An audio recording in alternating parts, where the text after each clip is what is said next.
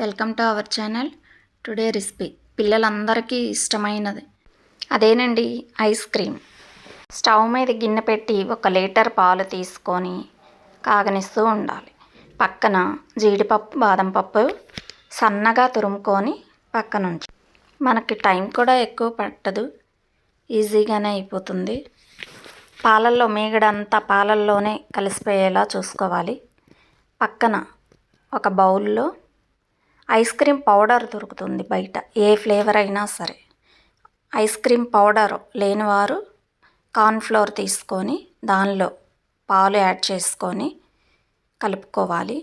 కార్న్ఫ్లోర్లో పాలు కలపగానే గడ్డలు గడ్డలుగా అవుతుంది, కంగారేమీ అవసరం లేదు. కలిపి పక్కనుంచి మనం ఇందాక తరిగి పెట్టుకున్నాం కదా డ్రై ఫ్రూట్స్ది, అవి పాలల్లో వేసి కదుపుతూ ఉండాలి. చిక్కపడుతూ ఉంటుంది. కొద్దిగా చిక్కపడంగానే షుగర్ మనకు స్వీట్ చూసుకొని యాడ్ చేసుకోవాలి. ఐస్ క్రీమ్ కదా, పిల్లలకి కొంచెం స్వీట్గానే ఉంటే ఇష్టపడతారు. కదుపుతూ ఉండాలి, లేకపోతే అడుగు పట్టేస్తుంది. ఐస్ క్రీమ్ పౌడర్ కలిపి పెట్టుకున్నాము కదా, అది కూడా యాడ్ చేసుకొని కదుపుకుంటూ ఉండాలి.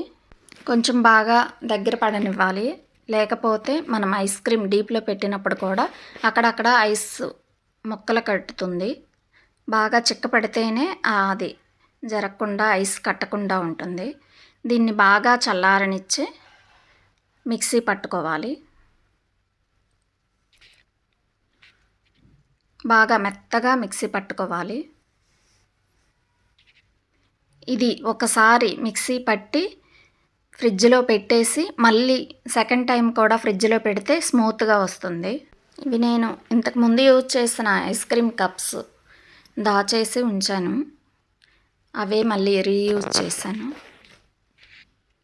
హాఫ్కి ఐస్ క్రీమ్ మిక్స్ని యాడ్ చేసుకొని దాంట్లో డ్రై ఫ్రూట్స్ కానీ చాక్లెట్స్ చిన్న చిన్నవిగా ముక్కలుగా కట్ చేసుకొని యాడ్ చేసి మళ్ళీ మిగతా హాఫ్ పోసుకోవాలి. మూత పెట్టేసి డీప్లో ఓవర్ నైట్ వదిలేసేయాలి. పైన గార్నిష్ డ్రై ఫ్రూట్స్ కానీ చాక్లెట్తో కానీ చేసుకొని అలా క్యాప్స్ పెట్టేసి డీప్లో ఉంచేసేయాలి. టేస్ట్ అయితే చాలా బాగుంటుంది, ఒక్కసారి ఇలా ట్రై చేయండి. నేను ఇంకా కొద్దిగా మిగిలితే విడిగా ఒక బాక్స్లో కూడా యాడ్ చేశాను.